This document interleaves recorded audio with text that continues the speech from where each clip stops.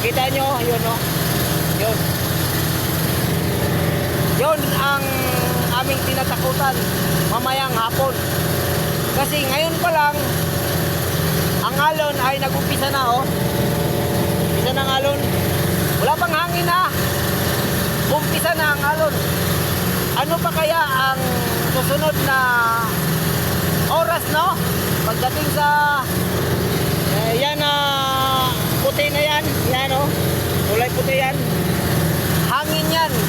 Yun ang initingnan namin. Pagka mayroon katulad ng puti na yan, ay ibig sabihin ay may hangin darating. No? Oh, ngayon pa lang oh. Hangin na.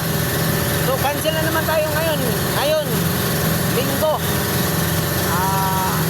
Ano? Isa? Siguro. July 2, no? July 3. Yun.